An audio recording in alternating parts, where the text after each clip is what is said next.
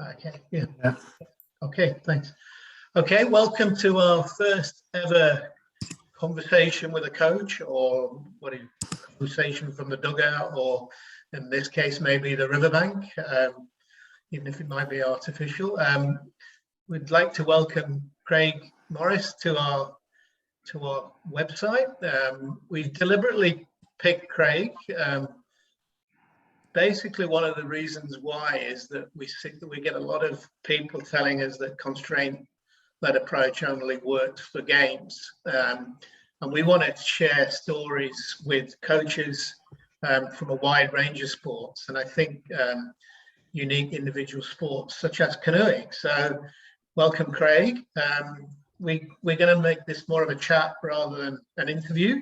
So we'll all just chip in as in when we feel we need to, and there'll be a few questions. We'll see how long we go, but the idea is to chat for about an hour, I think, and then see how we go. So first of all, Craig, can you introduce yourself? Tell us a little bit about yourself and your background and what you do now and how you got to where you are now. Yeah, sure. Good morning and good evening, respectively, gentlemen. Thanks for having me. My name is Craig Morris. I live in the UK, and I've spent far too many a year in the river, on the river, or by the river bank. So I coach in the sport of canoe slalom. I started out doing that at the tender age of 5 on the finest canal basins of the West Midlands conurbation. Keith will know well, in the Black Country here. And really have spent a huge amount of my life really just pursuing white water wherever it might be across the UK and across the world. And I think living in quite a built-up area as a kid, it was a form of escapism for me. And I had an elder brother who was 5 years my senior. I was kind of dragged along a little bit. I actually used to hate canoeing, but that's a whole podcast in itself, I think. And found myself giving it a good go. I always call myself an enthusiastic canoe slalom paddler rather than an athlete for various reasons that have become clear over time. And coaching was really something that was just a timely sort of interception from a coach developer at the time called Alan Edge, who saw me sort of mincing around after university, kind of probably wanting to pursue a surf or skate type of lifestyle without having the skill set. Right place, right time. And I gradually, I think, fell in love with coaching. I was always fascinated by connections with people and with learning. And I think coaching has become the vehicle to sort of exercise those intuitions over time. Yeah, that's interesting, Craig, because I guess it was the same from my upbringing. I was brought up in the dense urban environment of East London. And I took every opportunity to find the green space, in woods and playing fields and things like that. So spend a lot of time on a bike going out towards Essex, and and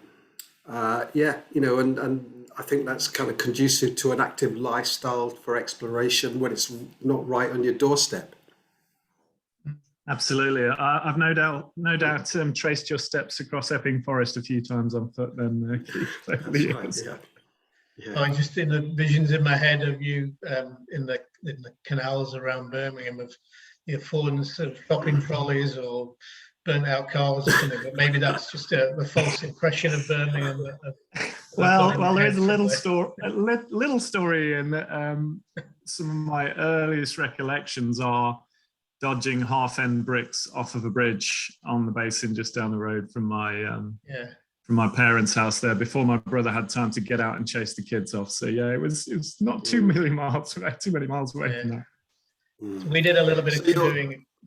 We did a little bit of canoeing at uni, but my best and my favourite experiences when I was teaching up in Middlesbrough, and our 5th years as they were then, I don't know what they are now, year 12s or whatever they are, used to be able to pick options on a Tuesday afternoon or a Friday afternoon, and no other staff wanted to do canoeing because it meant going further afield. So we started off in the local swimming pool, then we went to a local pond that had wheels disease at times in it. Then we went to the River Tees at Darlington, which was great, pretty flat though. And then we always finished off with the last couple of weeks going up to Barnard Castle, which is famous for other Yeah, I know reasons. it well. I know famous Yes, for other indeed. reasons in Britain at the moment, I guess. Yes, yes. And breaking the ice in January, literally having to break the ice to get in the water. But I love getting in. I love going through those rapids there. It's great fun. But what did you? Sorry, I was going to say in that that leads us on to some really good examples of affordances there in those stories, for good or for ill. Yeah. You know, to avoid nasty objects, or to engage with the constraints of a particular environment in order to, to negotiate it. So yeah, good stuff. Yeah, that's really good. What did you do at uni, Carl? Did you do anything sporty or business? No, not at all. I did business studies with a marketing specialism, Right. which is interesting. So I think, and we can all look back. I kind of, the decisions made were informed to a degree at the time. I think what it did give me in terms of where it transcends to coaching is, in a lot of the stuff we did in business, it was all subjective. There was never a one correct way over time. In terms of, unless you were studying economics, maybe it was a little bit more objective in that respect. But we used to spend a lot of time doing group work, group rebuttals, where we'd have to defend the indefensible, perhaps. Maybe that's what happened with Brexit in the end in real life politics. But I think that sense of being able to connect with people, position and understand people, and really dwell in other people's sort of being and their why I don't think it became relevant until I had a bit of an awakening in my coaching, which we maybe touch on a bit later. But definitely now I kind of see the positive threads from that degree and those interactions more with people than the topic, for coaching.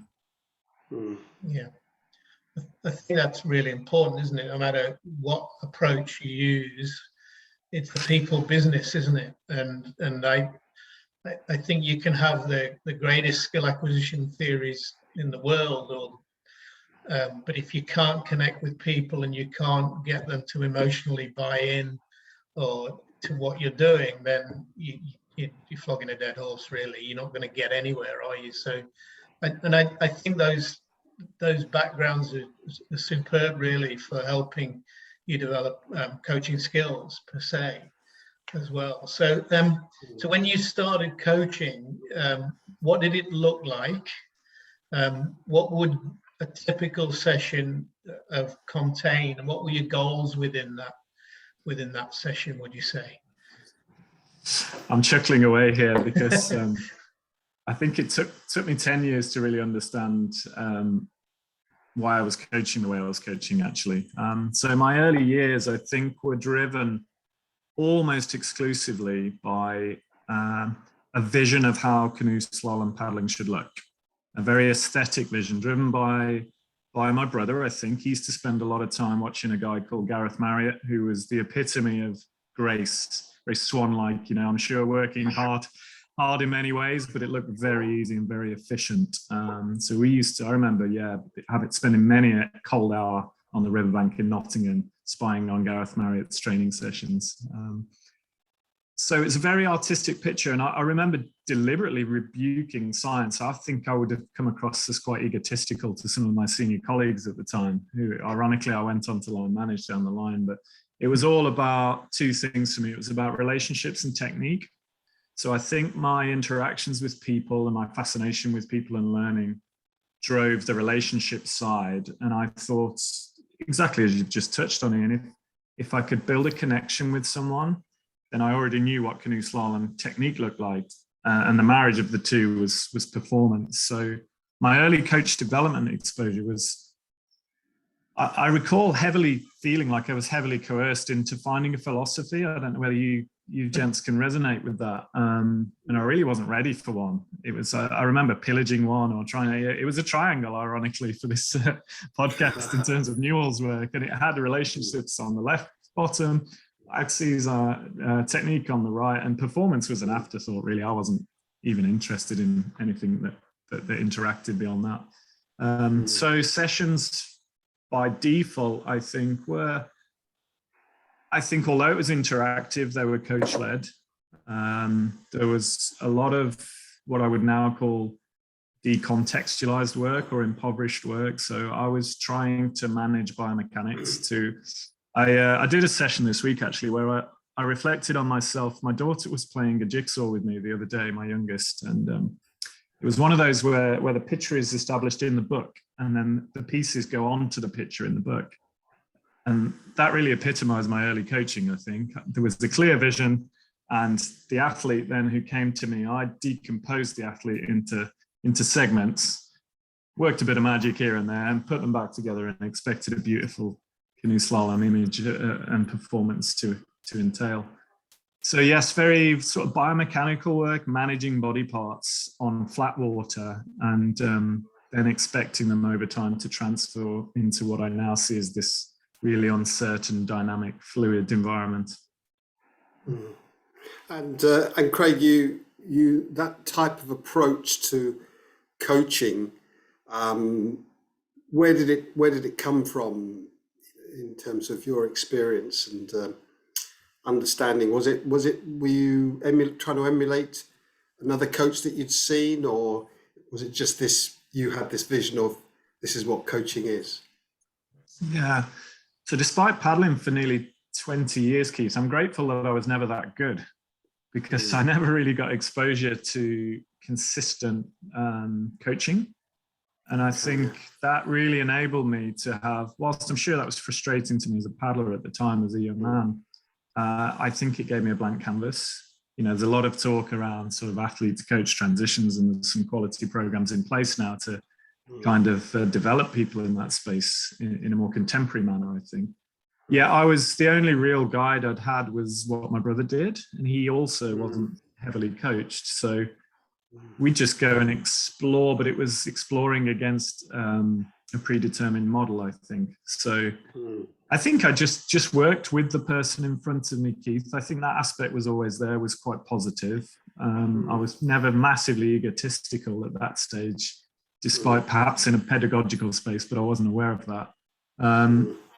And I pushed back against influences of others. So from an early age, I started at 23. I was in an open office with multiple coaches who were far senior to myself in coaching years. And I pushed back hard against some of the sort of theoretical underpinnings. I remember hearing about self-determination theory a long, long time before I kind of started espousing elements of it myself. So yeah, maybe quite narrow-minded and driven by just this visual image of what the movement patterns look like.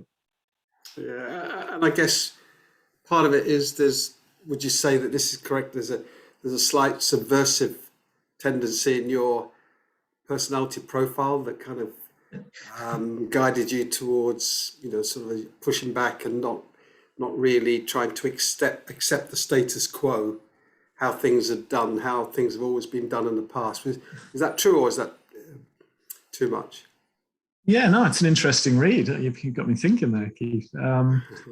I think a lot about how I interacted with systemic constraints back then now. So I think whilst I wasn't aware of it, I remember my first foray into a program role of coaching was something called the Talented Athlete Scholarship Scheme over here, which is a DCMS government sort of initiative for those sitting what is now under sort of UK sport programs. And so people in college, it's to give them a bit of interaction with what sort of stepping stone into the more elite end of sport. And there was one of our finest ever paddlers, if not the finest ever paddler for Britain, had just retired.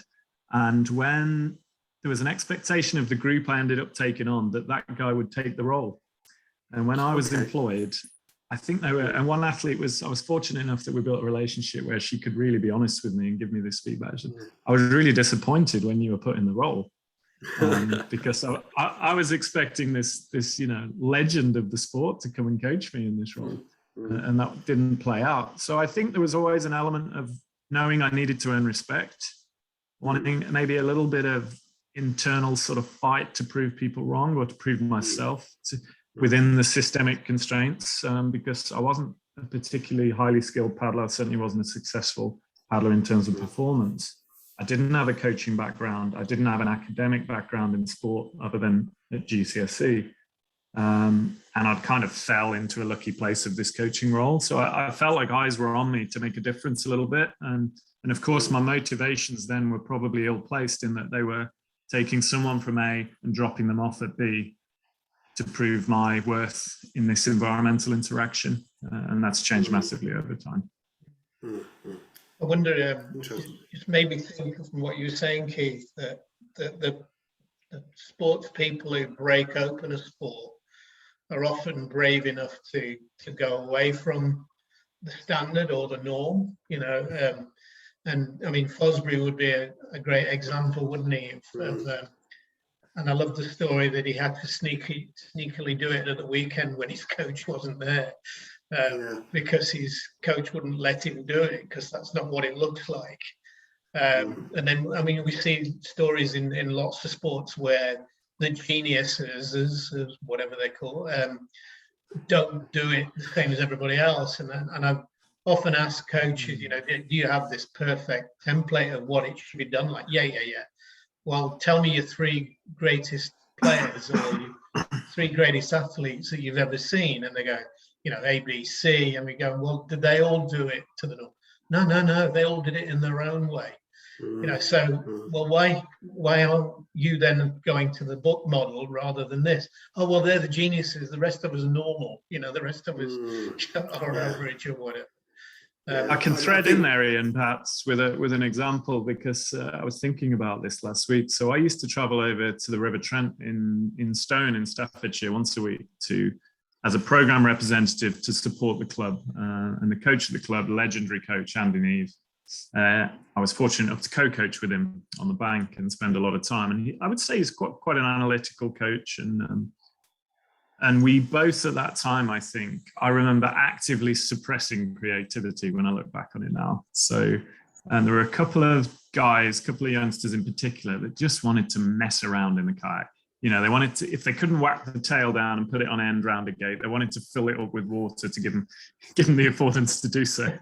And I was very much oppressing that, really. We were very much walk before you can run in terms of skill base in canoeing. And ironically, I'm glad that somehow, either by default for their own skills or people got out of the way like me over time. So I didn't coach them for much more than that. One of those guys actually went on to be Olympic champion in the sport. And how they achieved that level of performance was definitely not by being oppressed, because the sport, by the time they got to the Rio Olympics, the sport looked like what they were experimenting with as a 13, 14-year-old that I was actively trying to eliminate from their repertoire. Yeah, it's interesting that, because it kind of, in my mind, that drew parallels with what we have at the moment. This sort of, it's presented as a dichotomy, I'm not sure it is, but these sports that are much more about exploration of the environment, like skateboarding and all these types of activities of engaging with the environment, and then more formalized, structured sports with rigorous programs and manuals that depict technical progressions and things like that. And, I'm aware of quite a bit of anecdotal evidence now. I think it always happens around about winter sports times, because you get more examples of these athletes. And of course, with the Olympic Games format changing as well, you're getting more of these athletes coming into it. And the example you gave there, Craig, of the canoeists who wanted to just sort of play around and challenge themselves and go in at the deep end, as you say, run before they could actually maybe walk at a fast speed anyway.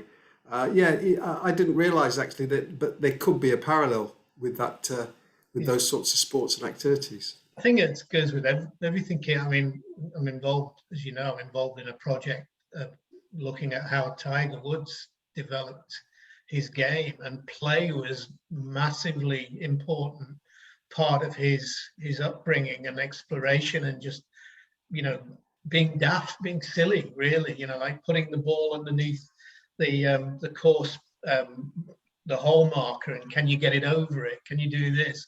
Challenging his mates all the time. I'll beat you this, we'll challenge you on that. Chipping it across the road over a car, things like this.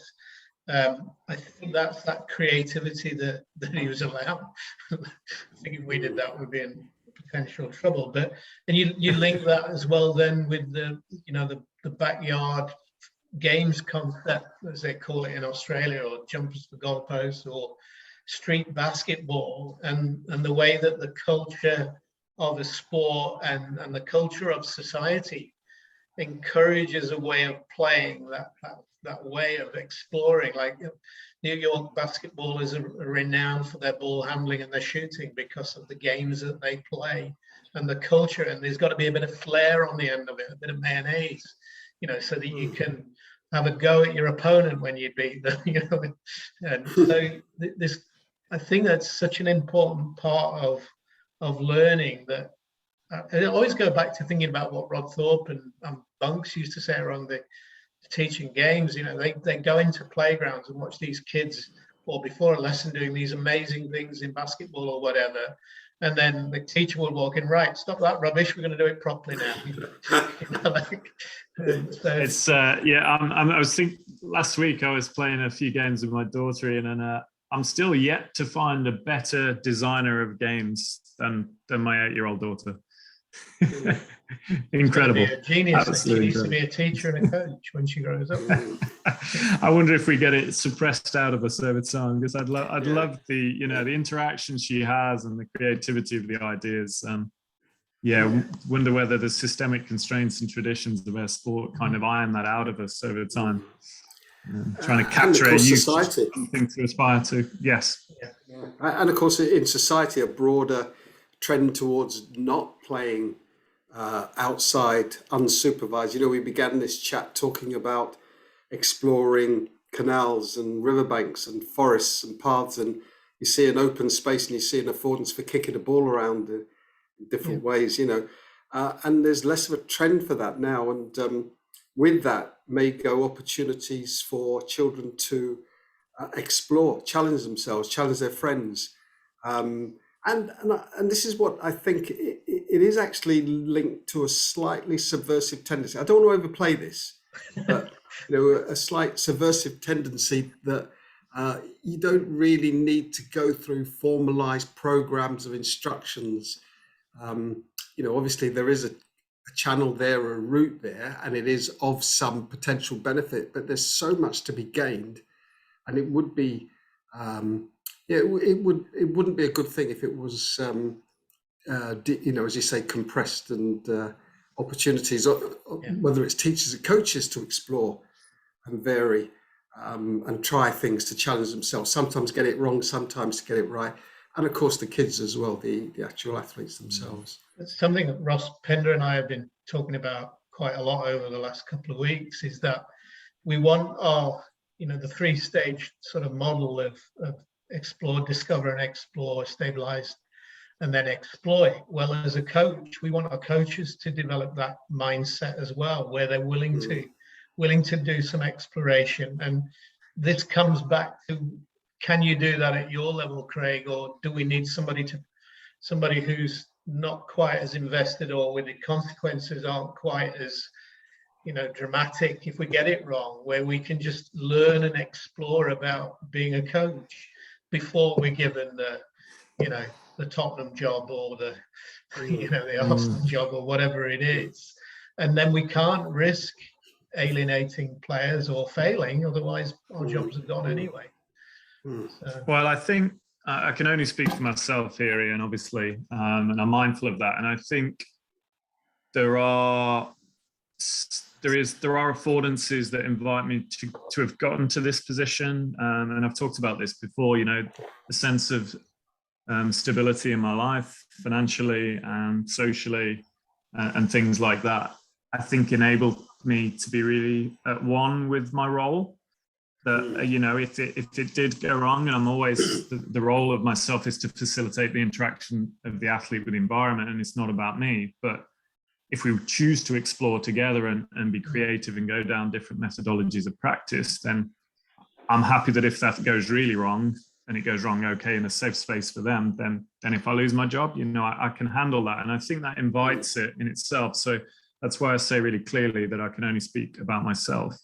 But working at the Olympic level, I would say the last 5 years have been the most creative, openly vulnerable, embracing uncertainty, that sense of knowing as we go, in a wayfinding sense, of my entire career. And I think the key to it, and we'll perhaps talk about challenges of different approaches over time, has been not taking people with me, because that kind of suggests that I'm in the right position and I've got the power to bring people with me, but actually kind of leading out together in a sense of companionship. But I'm on a bit of a drive that pedagogy isn't just the domain of the coach, and that athletes are really, really at one with why they practice the way they practice, and, driving that process, and depending on obviously their level of development and the accessibility to environment. But I see it as that if the athlete knows what I'm working on and experimenting with as much as there's an expectation that the program knows what their individual development plan is, then we're in a really good place. And there's an openly vulnerable interaction there where, I'm making mistakes on a daily basis, some excellent, some not so excellent. But we're openly vulnerable about what they give us, and the feedback loop and the action that provides that feedback is critical for us moving forward. So yeah, I think the environment needs to invite a shift from a position you might be in if you want to explore and experiment, and it's important to be authentic. And I think there are safe sort of next right steps to take if you are looking to experiment in more contemporary approaches. Brilliant. So just moving on, how do you coach now? And does it look like you did? Like, it sounds like you were very sort of athlete-centered right from the word go, really, and building relationships. So has your approach changed too much, or have your goals that you're trying to achieve within the session changed too much as well? And then if so, then maybe we can then talk about why. Yeah, you hear a lot of people talk about their old self as a coach and cringe, don't you? I don't know whether I'm quite at that point, but I'm not far off. I thought I was athlete-centered, Ian, I would say. I certainly had a lot of positive intent to be athlete-centered, yet the sort of pedagogical awakening, as I call it, 10 years later, led me to think you really weren't, son. And a lot of the shift in coaching was a shift of awareness that lasted about 2 years, came from things such as people quitting the sport when I thought I created an environment that people were dying to come back to tomorrow, they were super passionate about. It was fun, it was playful. And then they quit. And I really didn't know why. And that really jolted me. And I started through a few interactions with various people, interestingly cross sport, often of more value than within the sport. The biggest question that was a difference for me, which I would encourage any listener to do, is just actually stop and go, what is your sport? And what is it in terms of the interaction of the competition run, the game day, whatever it might be in whatever sports it is, but what is the interaction of the person in the environment in that sport? What are the demands upon them? And when I looked at that in our sport, I was thinking of like really, really dynamic decision-making, picking up on information that's fluid over times. It requires an immense amount of adaptability of skills, etc. And I suddenly then went, well, is how I'm practicing, does it have authenticity? Does it have fidelity with what the sport is? And I was like, whoa, it was like getting a hammer to the face. And it took me about 2 years to get plastic surgery and sort it out, I think. So that completely pulled the rug from under my feet. And that was the first time I'd heard of the word pedagogy. Interestingly, I was fortunate enough to support a world champion at senior level at that point as well. So that's maybe just interesting to consider. So it wasn't like I was, sort of, as the great Sid Waddell would say, flapping like an octopus in a wind tunnel. There was some good things going on in terms of what it looked like to programs and governing bodies, etc. But I just felt such lack of confidence as a coach when I sort of started to actually mind these things. And So stumbled across in a very weird way, which is probably conducive with an ecological approach, I think. I probably found constraints first, started with the language side of it, got a lot of things wrong, then found nonlinear pedagogy, then got really interested in perception and ecological psychology. And then now it's all kind of a tangled and a mess, and I'm really enjoying knowing what I don't know and everything in between. So sessions now are really, my position is to walk out, lead out with the person, with the athlete. I work one-to-one generally, but we have a group as well, so we're an individual sport, and really try and facilitate and co-create an environment that facilitates an athlete's interaction with it over time and provides opportunities to facilitate what canoe slalom is from the race run backwards. So I call it an end in mind approach. The end is obviously infinite and not predetermined. But it really reminds me, in terms of a representative information perspective and things like that, to draw down from what the race run is and keep that in mind all the way through various periodizations, etc. You've been talking to Ross Pinder, haven't you? I haven't, but I did listen to his session with Movement and Skill Acquisition Ireland in the last couple of days. And it was like listening to myself at times. Well, it's really like we're working on a program for designing a program for a scholarship for coaches for para going forward for this year, and his key question, and he's obviously primed Georgia beautifully, was what's the key point? It's the end in mind. But then I started to think about that and work back, and so the end in mind for an Olympic coach, I guess, is gold. Like that's where we're trying to go. But what about the development coach? What about the club coach? What about the PE teacher?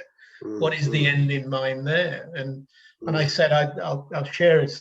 I said I'm going to share this, but I'm not going to tell anybody else because it's a bit embarrassing. But when I was teaching my son right from the word go, the end in mind was either playing for Nottingham Forest in England, or it was playing for international cricket.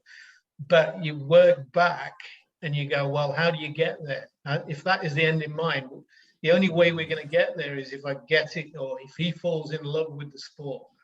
And I create the conditions where he wants to get better, and he just loves it and he lives it and he wants to. So that might be my end goal. But if I don't achieve that first point, we're never going to get there anyway. So, this is about now the end in mind for this activity or this session. And then it all goes from there and emerges anyway, or it doesn't, and the whole point is if you never wanted to, then we don't, and that's I think where he wants to go. I think that's really interesting, the different conceptualizations of a sort of end in mind. I think I pillaged mine from hockey. I think England hockey ran a little sort of end in mind sort of thing that got me thinking. But so I've drawn on like complexity theory and things like that a little bit for goal setting. So we kind of have I think the end in mind from your perspective with your son there, Ian, for me would be like the direction of travel. Yes. So an Olympic Games would be the direction of travel. And then the end in mind is a scaled version of, so what representative is for an Olympic canoe slalom athlete will be very different from what representative is for a Division 3 canoe slalom athlete. Exactly. And that's the end in, that's why it's an infinite end in mind, because it's always in becoming. So it's fascinating stuff. I think that's really interesting around if you work with a golfer and the end in mind is to try and get better, but you only play at one club, then you need to be attuned to the information in those 18 holes and how to play 18 holes. But if I want to become a national player, then I've got to have a lot more adaptability to different courses, and if I want to become an international player, then I've got to be able to become attuned to different grasses and to different length of holes and everything. So the end in mind is a really interesting one, and where do you put the limits on it? If in the end, if there is the ultimate goal, then we've got to create that adaptability piece, almost not from the word go, but from pretty early on in the story, and that might not meet the demands of your immediate coach, who just wants to win this the under-8 Mm. league or the under-12s or whatever, or we saw this a little bit in New Zealand actually with biathletes. There was one coach at junior level who was flogging his athletes, and they became one of them became world junior champion, never heard of again. So you're going, well, is that a great goal anyway? You became world junior champion, but you didn't go on. Or is the ultimate goal to become world champion or whatever? Yeah. So, well, that fits with Arnie Gulick's work, which shows the disassociation between the becoming a successful junior athlete and a successful senior athlete. And successful senior athletes can be slower in their development, but they achieve their goals at that sort of end, the more senior end. But talking of end in mind, it just resonates with what Carl Woods says all the time, about it being performance being a journey that you're on, and you're wayfinding all the way through. You're not really, you haven't reached somewhere.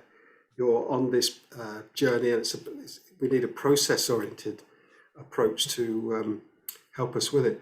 But Craig, to go back to, you mentioned about you discovered pedagogy first, then constraints, and then nonlinear pedagogy. Can you give us a bit more detail about what was it? Can you think back to your first interaction with constraints, and what was it that you thought, and can you remember what it entailed? Yeah, sure. I remember the inspiration or the catalyst for curiosity to explore came from a few frustrations, but and I won't go through them all here, but I was thankful for athletes to have the relationship to basically give me a good rollicking and tell me how their interaction with the sport wasn't a pleasant one, and I kind of had a bit of introspection about my role in that. So I think the biggest catalyst was that I suddenly realized that the race is theirs. The interaction with the river is theirs. It's all about them. And what my role was within that relationship or not.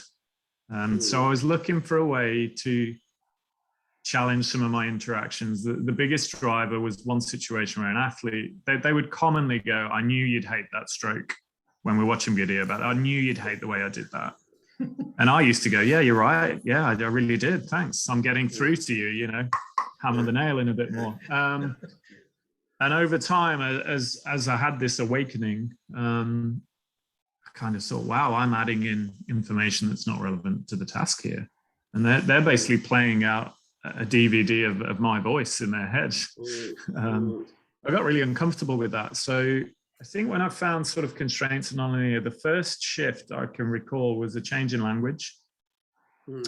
And I didn't do it effectively, which is interesting. I'm maybe going to open myself up vulnerably here, because I believe that that's something we can all do as a strength. So I remember the biggest shift in language. So it was all about but I didn't do it that skillfully, and I didn't engage the person in what I was trying to do.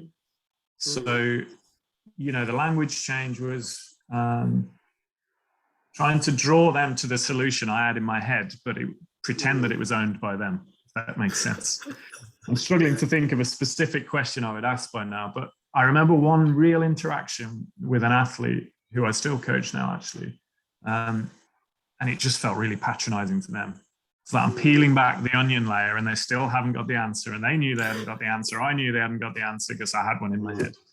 And they got really angry and upset, and beautiful again, gave great feedback. And fortunately, we had a strong enough bond to break through. So language, though, has been what I would still say is the biggest shift and an awareness. So when I found a constraints-led approach in terms of reading and watching videos and etc., I realized I'd been doing it. That was the first sort of, wow, okay. But doing it with no awareness. And I probably think we all operate in terms of manipulating constraints. How well versed and how intentional we are, or how co-creative we are around them, is probably important for how skillful we use a constraints-led approach. because for example, in those early interactions, I was still placing a heavy value on the verbal articulation of the athlete, of the knowledge. So I was still looking for them to meet me at my knowledge almost, rather than, a position of self-organization and showing rather than speaking. So yeah, I think and I recall a few others. So what's some of my challenges early on, Keith, were what I'd call fun for the sake of it. I think perhaps I found games-based approaches in the middle, and I'd always liked having fun. And I just threw everything at games. Yeah, it wasn't quite at that stage underpinned by the principles of nonlinear pedagogy. Yes, so it wasn't representative of the race. And what I found was, as always, we've all got our own levels of psychological safety in terms of stretch. I think a colleague of mine, Richard Cheaton, says, if two of us go to a fancy dress, for one person, you might be happy in a mankini, but the other person might just want to change the color of their socks, and that might be enough. We have the same levels. We have the same levels of anxiety in the interaction, but the individuality within it. So, and of course, because firstly, I wasn't understanding it at an individual level. I didn't take time to dwell in understanding the person's why, how they interacted, the constraints at play in terms of how behavior emerged. I was imposing a games-based approach that didn't look like the sport, or more importantly, maybe the consequences didn't look like the sport, which is important. So, I think we've moved on from this because we would quite rightly have people looking at it. I remember when we used to do what we thought was fun team games, swimming across the lake in -3 weather and breaking the ice was the consequence for the losing team, right? Plenty of that, or doing press-ups with your face in puddles, etc. I realized that a lot of the design wasn't representative for those. So for those people who were coming from a position of control, they trained in a very repetition pure manner, a one-way type approach, and I'd coach them that way as well. They just weren't ready for this massive shift change of stretch. So I didn't meet them where they were at, and more importantly, I didn't communicate what I was experimenting with myself. Does that make sense? So yeah. Evolved from there. It's interesting because I think this is an issue with coaches that may come across the constraints-led approach, develop a bit of an understanding of it. But you've got two main issues, and one is your backstory as a coach and the way, your context, the way that you see the world, and of course the athletes themselves. And to suddenly go, well, this is time one. Now, we're going to change the way we do things. It's really challenging. And I'm sure that there are many listeners out there who are thinking, how do we do that? How do we negotiate that transition? And I think what was really interesting about your narrative there was what came across was this sort of transitory process that involved a mix of approaches, confusions, but in your own mind, getting clarity about, I need to know more about this, I need to understand this better, and trying to seeing it as a journey where you're trying to improve your methodology. Absolutely, and just a short example to bring that out, because I think that always helps coaches, and it's helped my understanding. So where on day one, as you talked about there, or coach method one, I might have said, right, let's do this on the left blade now, in canoeing terms. So let's play off the left foot in football, or whatever that the analogy might be, to a position where shift of language became, how else do you think we could do this? But I wanted an answer. I wasn't waiting to be shown. So I wanted a verbal answer. And that's where some of those frustrations and feeling patronized from a hierarchical position as a coach, were thankfully fed back to me. And I'm really grateful for the influence on my development of that, to a position where a deeper understanding of the theory leads me to co-create or design a practice that invites the opportunity to explore it on the left blade if the athlete hasn't seen or hasn't taken up with that opportunity in practice to that point. Do you think, this might be completely wrong, Craig, but do you think that you were trying to use constraints to prescribe the solution still, or over constrain? because you still had that model of exactly what you wanted to work on. I think you've nailed that, Ian. Yeah, absolutely. I call it now because I still catch myself at times. I'd be interested to get your thoughts on this, gents. It's like this sense of radical CLA, where we're narrowing possibilities to basically align to what we think you should do. We're not inviting other possibilities. So I'm really mindful that when I go to a sense of closing off quite a few, and the invitation to explore very minimal is present, that how much time I spend there I'm really careful about, because if we spend too much time there, then we're kind of going against our principles of learning design. I think we all do that, or have done and been guilty of that, without, when you're beginning to get a concept across. I'll give you an example where I got it wrong. Was you must go wide before you score a goal. So you've got to go through the channel. You've got to go through one channel to score, or you've got to go through both channels. And then it suddenly clicked that what you're actually doing is stopping and looking for the person who's standing by the goal going, pass it to me, there's nobody near me. There's a first choice. Because you That's it. And the defense just defend the channels, right? Exactly. Absolutely. Absolutely. You've just told the defense what to do. Yeah. How to solve that specific problem. Yeah, absolutely. And these are rules games where you get more points for scoring here than there. Well, of course, that there's co-adaptation and co-adaptability going on. If the defense know those rules as well, guess where they're going to defend?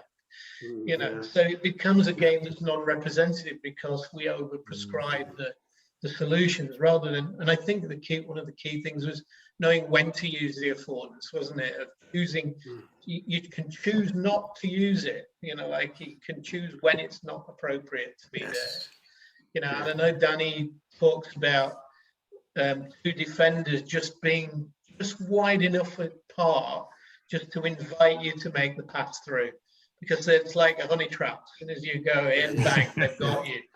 And I think that's really skillful play, isn't it? It's like, come on, we'll give you this gap here, and I'll invite you in, and then I'm going to bite you. That's quite sophisticated play of keeping space open like that. As you say, that is an affordance, and of course we all know that affordances can appear, can emerge and dissolve very, very quickly, and so some players play on that to dissolve the affordance as soon as an opponent falls for that particular trap. I quite like the idea of giving the opportunity to sort of say, if you go wide and the ball comes in, then it's worth 2 goals. But there's more than one way to skin a cat. There's more than, in team games, for example, there's more than one way to keep the scoreboard ticking over. And if the opposition do fall for that and go, well, we're going to position out here and leave the middle open, then there's a sequence of 1 point, an accumulation of points that way. So then they've got to adapt again. It's something that, sorry, Ian, sorry to crush you. So it's something that I recently, for a presentation, accessed some of the games I used to play that thankfully I wrote down because I'm pretty poor at that, versus some of the games that we interact with now. I mean, firstly, they're co-created now versus imposed, but exactly, I think just having a grip of the theory as what I call like anchors to underpin how I reference my observation of the interaction of the athlete in the practice environment, is really critical. And those games now, it's like, go make mistakes would be the invitation I would have. It's a critical part. And of course, as we kind of believe in self-organization of the athlete to go and explore their own environment and therefore become more attuned to the important or non-important information for action, I think it's the same for us. We have to go make our own mistakes. They're more powerful.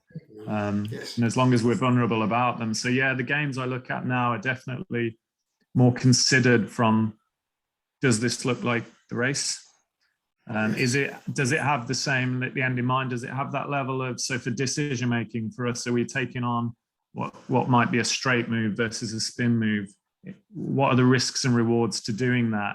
in the games points context. Decision making. And how do we design that social interaction to kind of push that a little bit? Like we do a lot of work in something called simulation training, and I think a lot of people like pressure training or stress training, but I don't like to, because it infers what pressure is from an external position to someone, whereas pressure for me is an interactive perspective from the individual. So and I think a lot of that work is really, you know, if you engage the person doing the doing in the process of creating what simulation training looked like, what games looks like, you start to tap into their why and thread that through practice, which means that they're really richly and emotionally engaged in practice, which I think is critical for development and enjoyment. So to paraphrase what you said earlier, Craig, pressure could be wearing a mankini or a pair of yellow socks, depending on the individual. Just to be clear, Keith, I'm not at the end of the stretch continuum that is comfortable wearing a mankini. I was just trying to infer what sort of pressure that involved, that's all. But no, absolutely. To individualize that is quite important, and that's where the co-design, co-creation of practice tasks is so important for people, because what causes some athletes to stay awake at night ruminating about how to perform in one context, it won't have the same effect on another athlete, as I'm sure you're aware. Absolutely. And it's easy to, you know, I can imagine as a as a youth coach or something, you might think, well, it's easy to co-create when you spend, and I'm not naive to my fortunate situation. I spend, you know, 5-6 days a week with 2 or 3 athletes full time. We have that level of relationship to co-create, but I think there's novel ways of looking. You know, I always like to sort of impose some challenges of sort of, you know, if you just say, right, I'm just running a little bit late, guys, on designing this practice. Go do what you want to do for 10 minutes. And the intent of that is just to observe what they take up with. And I start to understand their why automatically without having a relationship. I start to understand what they're motivated to do, where they're curious, what the social cohesion is of that group or those people with their environment. So there are ways, I think, of connecting that in some sort of crafty ways, if you like. I think there's obviously much deeper dives we could go into this. Just want to move on a little bit. So an Olympic program, you're going to be, I presume, rich enough to have sports science support. I don't know whether you have strength conditioners, psychologists, whatever. How do you manage to integrate them into the whole program, or does everybody sit in their own little box? And if you do manage to integrate it, is that your job, or is that somebody else's job? Thanks for the invitation, Ian. It's an area I'm really passionate about. Right. As you can probably sense, I love working with people, so I'm definitely not looking to sort of exclude people into their silos or a viaduct approach, as I like to call it, of an interdisciplinary team. So I'm very much aligned with, as some of Keith's writing with Carl and things, of a sense of a transdisciplinary approach. That space between the disciplines where, yes, we acknowledge we all have expertise and we're informed in particular areas, but we embrace and submit sort of agency to the uncertain interaction of the race run. So it's really an end in mind for me again. So when we interact, yes, we bring our intelligence, but we submit it to the massive entanglement of the interaction of the race run itself.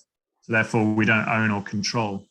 So I would say I coordinate alongside the athlete, the sort of performance team, as it's known here. And I like to think it's non-hierarchical. I hope it is, in that we all have permission in that space between to challenge and affirm the interaction from our own disciplines. I am given the invitation to sit and challenge or speak from a perspective of an analyst, and equally I give them the invitation to challenge practice design and my relationship with the athlete. So yeah, generally the athletes have got to a position now where they will lead out that process and they brief the whole team and they engage with it. Some of the examples, I think, We're always kind of keen to talk about transfer. So an athlete being able to articulate the why in doing any one activity of what that means for its relationship to the end in mind. Yeah. So that's one important thing. The other would be, let's take an example of in analysis. I've had some great learnings in analysis. Now we are really fortunate to have, we'll be in a position to analyze a lot of stuff, and we have a lot of data we don't use, and I'm sure that's a familiar position for a lot of sports. One thing I've learned over time is that, and interestingly, I know you guys are interested in the origins of words. I actually looked up performance analysis the other day, and it comes from Greek origins of loosen, or to loosen up. And when we talk now about the cliche of paralysis by analysis, I think we have to be mindful of where we've gone with the discipline. Yeah, good point. Yeah, but one of the key learnings I had, and I'll use an example again, being vulnerable. So we break the rundown into a number of splits on race day, and obviously we try and mirror that in training, so it's representative. The athletes get used to the interaction of the analysis and what it means for their attention. So let's say we've broken it down into 5, and an athlete is continually sort of performing at a lower level in the 5th split. The old Craig has been really quick to affirm my own biases and convince myself that's a physical issue. Yeah. To take that jigsaw piece out of the whole, to work on it, because we know we can control, if you do X reps, X number of times over X number of sessions in that block, we can sort of, objectify, we can provide a positive metric, we can feed that up the system to the powers that be. They'll be very happy they've got a KPI. Magically, we go back into the race, and guess what? It hasn't made a difference. The biggest learning I had was, let the athletes influence what data they want to see. So they have a role in creating what analysis is taken. But B, if it's more generic analysis or any analysis, let the athlete have the first interpretation. So the first person narrative leads out the interaction of the transdisciplinary team. And in this particular example, because it was around one venue, the athlete exposed himself to the data, and in my head I'm going physical. And they sit back, they push the laptop and go, I don't spend as much time paddling down that area of the course as the rest of it, because we're on for an hour and you always set practice in the first half of the course. So by the time the hour's finished, we run out of time, and I never paddle down there. So I'm not as confident down there. I haven't interacted down there as much. So, I mean, that's a big explanation. Like, it could be physical as well, and I was like, oh, wow, okay, yeah, like a big wow moment. And of course they were right. That was a component factor again, and we're not suggesting that is the determinant factor, but it was an interacting factor that I wouldn't have considered if we hadn't let the athlete lead the narrative. Brilliant. Yeah, that's interesting, that, because it's quite a complex explanation, if you like. So you have a reductionist explanation, which is what you were saying about the conditioning, going almost like a sort of standard interpretation. Towards the end, they must be tired, therefore it must be conditioning, which, I'm sure every coach and sport science practitioner, most would go down to that end. But when you have a complexity science approach, and you mentioned before about getting into the complexity sciences, then each component is connected. And so the athlete was sort of in an implicit way showing their understanding of the connectedness of them, and that one was basically undercooked at that far end, because there just simply wasn't enough time. And it might have been a perceptual thing. It might be to do with the education of attention, the education of intentions at that particular phase, not enough experience of it. And so for me, that's a really wonderful little anecdote that shows that you can break an event up into components, but you don't have to be reductionist in the way that you organize that. No, that's it. And the conversation that came out of that, just quickly to close this particular section out, Ian, was led by the athlete. And of course, we start talking about understanding the race run in more detail. So you're right, Keith. So they weren't picking up on the information in that section of the course because they hadn't paddled there as much. They didn't know what was specifying information down there as much. They're coming down there tired, so they've already got a physical constraint on attention. You know, they're mindful, or they're getting haptic feedback that the arms are burning, or whatever it might be, that, you know, the pressure on the water is gone. And interestingly, there's more information. Well, I'd throw this out there. I don't know it to be true, but I get this sense that the further they go down the run, there's more information available to be perceived, i.e. they've already done 60, 80, 90. They've experienced the course. They know, they've got this sense of, is it going well? Am I moving nicely? Have I got a penalty point? They hear some information from the scoreboard, which is often from the commentary, which is often wrong, telling them that someone's gone into the lead by 12 seconds when actually we know on the bank that the stopwatch is broken for the split. So it's that sense of, again, education of attention became a real conversation at the bottom end of the course, which was a great thing to get into in terms of complexity. I love the Gibsonian concept of nestedness within the activity, you know, and each of your parts of the race are nested in what has gone before, and it sort of links back to you need to know the initial conditions of the system, don't you, in a dynamic system. And, you know, I mean, I love the point. I thought you were going to say he was panicking, you know, like he's right near the end. We're getting really close to the end point now, and he either feels under pressure that he's slightly behind and he's got to push it or whatever. But I mean, that could be the reason, but it wasn't in that case there. But I see that, like in a lot of sports where there's a work interval and a rest interval, they connect, you know, that they clearly connect. And at the higher level you go, the further back those connections go, I think, particularly in adversarial sports, where this bit's nested in that bit, which is nested in the whole thing. You know, if you're getting a series of games again, you know, between teams or between opponents where you know them really well, this point is nested in the last match or a match a year ago, you know, or whatever it was, and what the consequences of that were.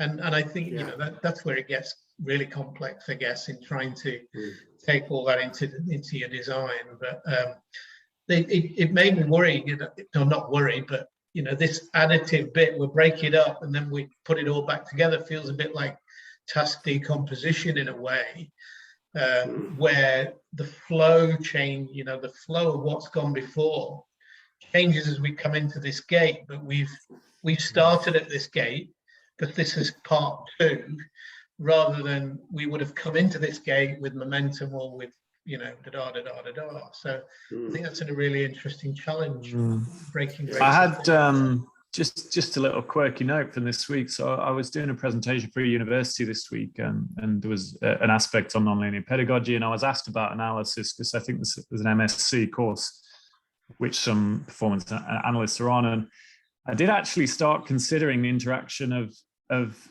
ourselves in performance analysis through the principles of nonlinear pedagogy.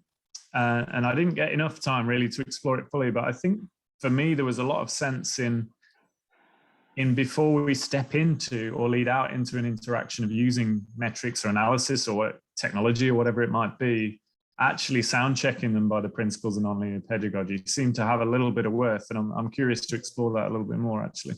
Can you write something on that a couple of years ago, Keith? Or on theoretical basis of performance analysis? Yeah, and it's all part of the sort of transdisciplinary approach and the idea of how to use data to verify it. But, you know, I think there's been some lovely examples, Craig, of qualitative data from the perceptions of the people involved in the actual process. And it's important to integrate both. So you may triangulate qualitative perceptions with the data. So if people talk about, actually conditioning isn't a big issue for me in that fifth part of the race. And then you can sort of say, when you look at the statistics, you know, the conditioning data, there isn't too much of a drop off, and there's plenty in the tank there to finish off the race. It must be other things. And as Ian, as you sort of said, to see them as nested components of a bigger whole, you know, that's where the data can fit in, performance analytics data as well as qualitative data. Yeah, brilliant. Want to totally bring it to wrap it up. We've run over time, I guess, which I always thought we might. But if you had to, if you had anything to say to a coach comes, I've heard all about this constraint-led approach. What do you reckon, Craig? What advice? Excuse me. What advice would you give them in terms of engaging with it, or some of the challenges that they might be faced with, and then how to work through that? If not, go away and do something else. Sure, yeah. I'm always a little bit loath to give advice because when I'm removed from context. So I would want to understand the context. As Keith said earlier, where is the coach coming from? Yeah. What's the context of the environment? What are the athletes? How are the athletes presenting, interacting with that environment? But I'll hover above that for the purpose of this and take the invite. So, I mean, yeah, it's been really eye-opening for me to have a reference and just having a sense of why I practice the way I practice, and not, yes, I lean heavily into ecological approaches. Yeah, I'm openly vulnerable to that moving over time, in that I was once a very more linear coach, but didn't have a clue, ironically. And of course, we need to move with where the athlete is at. So in my pedagogical awakening phase, I took on an athlete, or was invited to support an athlete that was coming from a very sort of pure repetition, biomechanical linear practice state. So that was a really interesting time for us. But essentially, I think my biggest learning, a lot from Danny and people like that, Danny Newcomb, just spend time cross sport. I found it. And when I did that, so I spent a lot of time talking to people in hockey and rugby and football, and they were like, oh, it must be so easy to do a constraints-led approach in an individual sport. And I'm there going, well, I think it seems really easy to do it in team sport. So we need to get through those barriers. Yeah. It's possible, and there's lots to play with here in any discipline. But I think dwell in the sport, like really understand, ask yourself the question from whatever your end in mind is. For me, it's the Olympic run or the World Championship final. What is your sport at that point? What's the interaction of it for the athlete? And then that gives, for me, like the representative information to be able to think about that. So two things: understand your sport, understand the person. Because I think, as you touched on earlier, if you don't have a relationship or rapport, you can't lead out together, and you can't understand the constraints or try to understand the constraints at play from where skill emerges within that individual.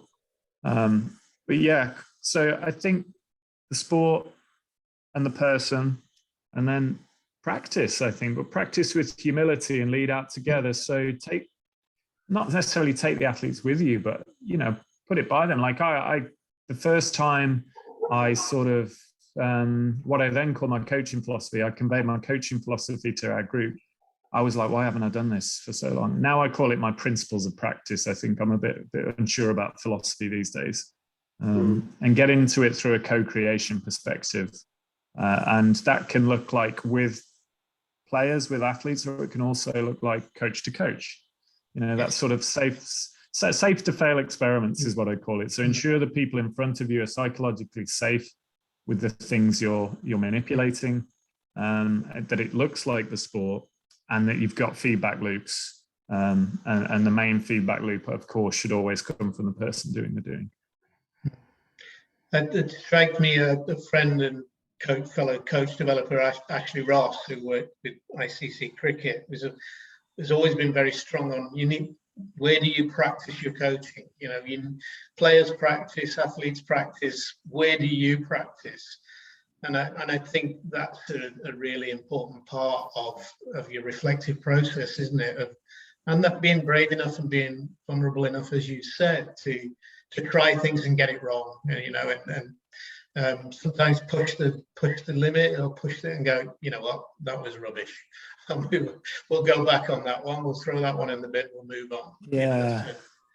And that's where the underpinning sort of understanding of the theory, for me, it provides an anchor or a reference. Yeah. And I can only speak for myself. And that's why, like, committing to this approach really gives, like we'd ask of athletes, we're always saying, where's the next step? With continuous strive for performance gains. I'm kind of like that myself. Like if I say, I'm not sure I was that very skillful in that interaction, maybe I over constrained it, or I brought a bit of ego or a predetermined view of it into the interaction. In that reflection, then, the theory provides me with kind of an anchor to reference against my reflection on how could I have done that better. And I can go back around that loop and maybe then experiment again, another safe to fail experiment. And hopefully over time, I just become a little bit more skillful.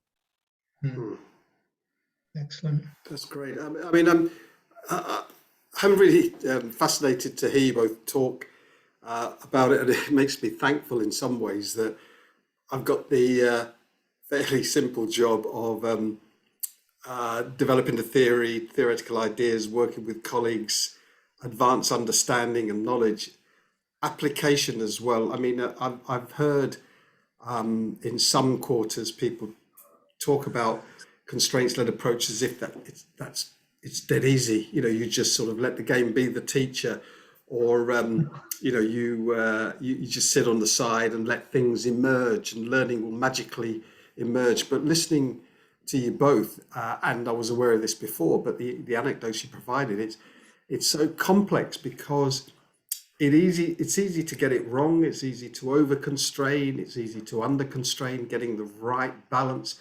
Then you've got the group of individuals that you're with, and at one level, obviously, they're all individuals, but they maybe function as part of a team.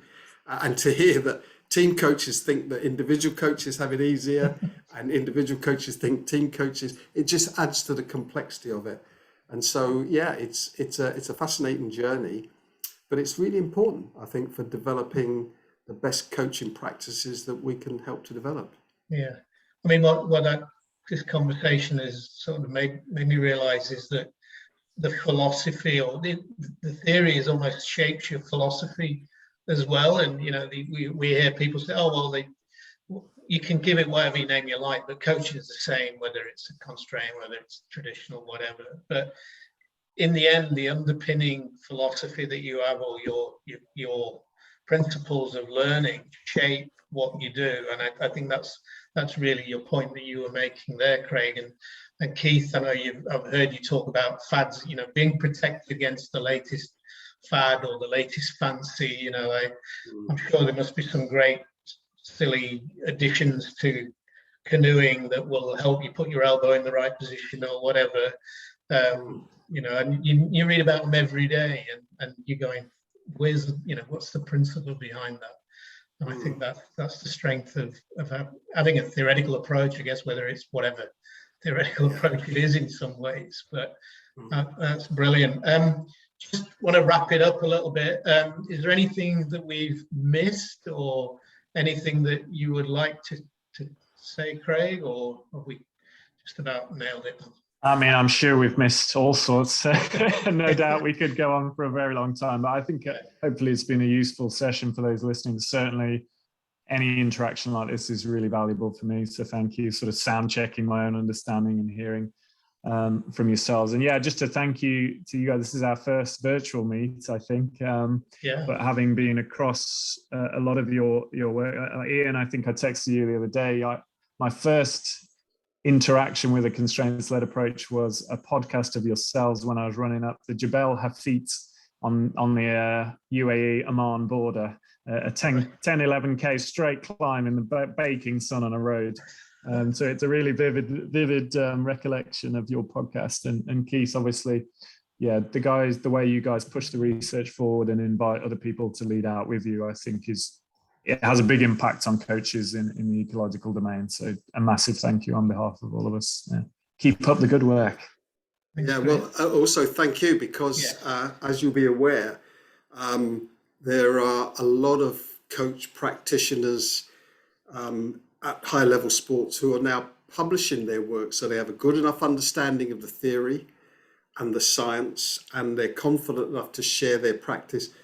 And we can share today, Craig, that you just had your first academic paper published. Am I right in saying that? We can. Thank you, Keith. I did wonder if this your presence was timed as a celebration. Yes, myself and some very esteemed co-authors, including Keith himself, Yeah, a little insight into self-regulation and the use of the periodization of skill training into a major competition. In our case, the Tokyo Olympics. So I've had a dive into what that looked like, a paper called Embracing Turbulent Waters that we hope will be published very, very soon.